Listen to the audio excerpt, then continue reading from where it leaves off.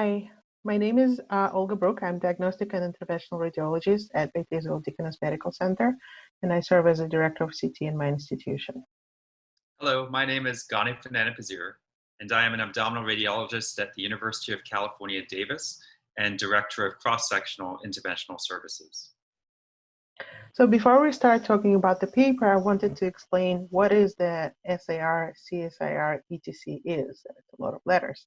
So in 2020, just this year, Society of Abdominal Radiology approved the creation of the commission, and the mission of which is to support abdominal radiologists performing a wide variety of cross-sectional procedures with evidence-based standards of practice and educational initiatives. So Gane and me are co-chairs of the commission that includes a number of members from a variety of academic and private institutions across the country and somewhat even from Canada. And one of our first challenge that we faced after the creation of commission this March was the COVID-19 epidemic. This presented unique challenge to the operations of cross-sectional interventional service in our institutions. And what we decided was to share our very fast accrued knowledge with the rest of the community and hopefully guide you and help you in your institutions. Thanks, Olga.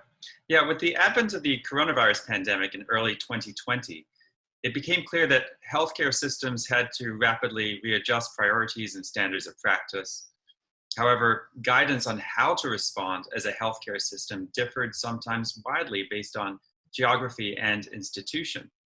This left a lot of radiologists who perform cross-sectional procedures unclear as to how to restructure, but still continue to perform these procedures. Early on in the pandemic, the members of the SAR-CSIR Commission were in communication with each other to strategize on how best to restructure cross-sectional procedures with regard to minimizing the spread of the coronavirus, while at the same time supporting patients' other important medical needs. We organized our paper into three main sections. Firstly, we looked at how to triage cross-sectional interventional procedures with regard to resource utilization, as well as on the basis of procedural urgency. We also explored the topic of personal protective equipment for cross-sectional procedures with regard to hand hygiene, surgical masks and respirators, and eye protection. Finally, we explored strategies to minimize patient and personnel contacts before, during, and after procedures.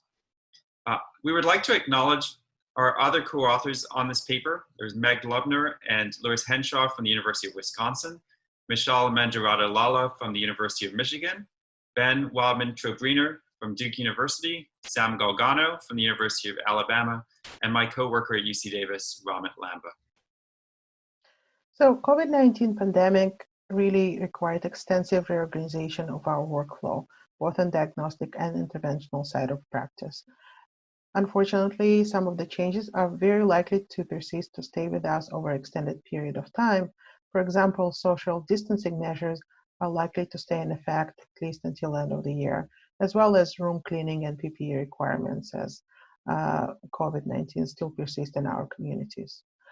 The response to coronavirus pandemic, like any pandemic, is going to adjust as new information becomes available and areas vaccinate a number of the patients who are affected.